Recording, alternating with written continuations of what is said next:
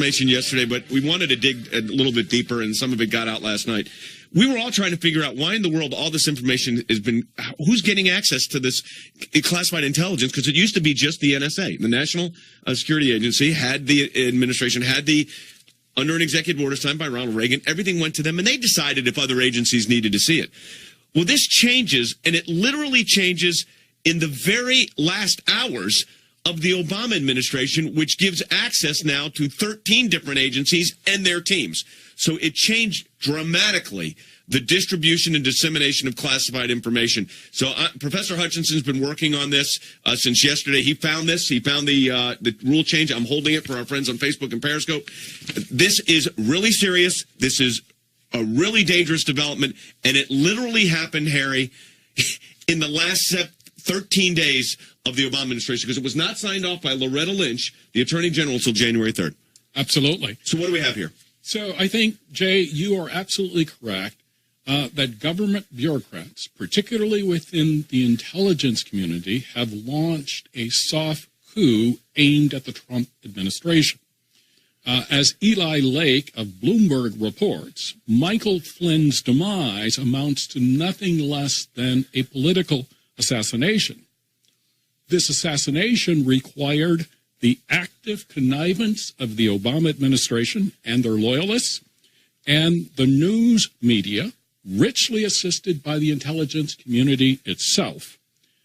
It's very possible that members of the intelligence community have committed criminal misconduct in disclosing secret information. I've got, by the way, just hold on for folks. No, we'll get into a whole discussion about the Espionage Act, because there's serious violations here. I mean, serious violations. The problem is, Harry, before, if you were going to investigate this, as Jason Chapin says they were going to, or as the Intelligence Committee would do, or the FBI, you had a very limited pool of people. Absolutely. Now that pool has expanded, 13-fold. Yes, and that means that the possibility that leaks will occur has expanded exponentially. Yeah. So there's more sources available to communicate. It doesn't mean what they did, by the way, was legal. I don't want to... That they got the information, these other agencies, may be legal under this new executive order amendment for the rules that were signed by President Obama's team. But the leaking of it doesn't... It's not legal to leak it still, but it gave more people access. Absolutely. Yeah. And so Paul Sperry has suggested that President Obama, before he left office, created what might be called a shadow government, designed to protect his legacy and designed to subvert the incoming Trump administration.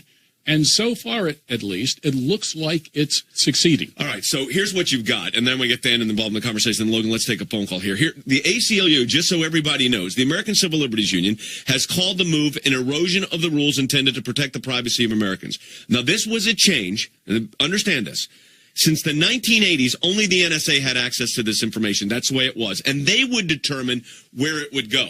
That was how it was set up. Now, under the new rules, signed by Loretta Lynch on January 3rd of this year, with basically, at that point, 17 days to go in the Obama administration, they changed it so 13 additional agencies had access to it. And as Harry said, this almost creates the ability of a shadow intelligence government from the Obama loyalists. And Fan, I know that this is getting reverberations on Capitol Hill, but this is a very, very serious situation. Well, the worst time to make a change like this, Jay, and expand the sphere of people who can access information like this is when it's clear you cannot protect the information with the people that already have access to it. And we've seen that with leak after leak after leak. But listen, Jay, we have seen this timing issue on any number of issues. You think about Israel policy. You think about Russia policy. Time and time again, the Obama administration made a change that they were not willing to live under, so they made it right at the end of their term. And now the Trump administration is having to live under it. Listen, this is something that Mike Pompeo and the others that are coming in under Donald Trump, they are going to have to get a hold on this and get a hold on it fast. Yeah, here's the problem, and this is, Harry, the problem is now the pool of people that you've got to go after is much broader. So Absolutely. before it was, I mean, I heard a couple of friends of mine, former Justice Department lawyers. I know this as a former Treasury lawyer. When you had a pool of people that was narrow, just the NSA, that kind of clearance, it was a small group of people. So your investigative capability on a leak was much more restricted. This opens it up literally 13-fold, besides the fact that it was done at the last moment. So how serious is it? And underscore again, I think, for our audience, the importance of the fact that this creates a shadow intelligence agency. Jay, you're absolutely right. So under the new procedures, someone in Intelligence Agency A could request raw signal intelligence. They could claim that it's necessary to advance a mission. So let's presume that this individual is an Obama loyalist. Yep, which is a pretty good presumption.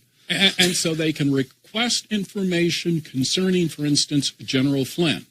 On January the 12th, David Ignatius of the Washington Post broke a story about General Flynn, and that opened the floodgates. Right. So essentially what happened, I think, is that information was leaked. It was leaked to a compliant media, and the media then spread the story, and it has taken down General Flynn. And they're aiming for others. My fear is, and you're right, that they will attempt to take down additional Trump officials going forward. I think we got a soft coup. I think that's what this is within the intelligence agency. Well, joining me now, Paul Sperry, New York Post columnist, author of The Great American Bank Robbery, and he is writing on what is the resistance, the shadow government being formed by Barack Obama. And first, Paul, thank you very much, and my congratulations on outstanding reporting. I wonder to what degree the national liberal media will even pay an ounce of attention. Will they have the courage, the principle, to report on the things that you and I are talking about here tonight?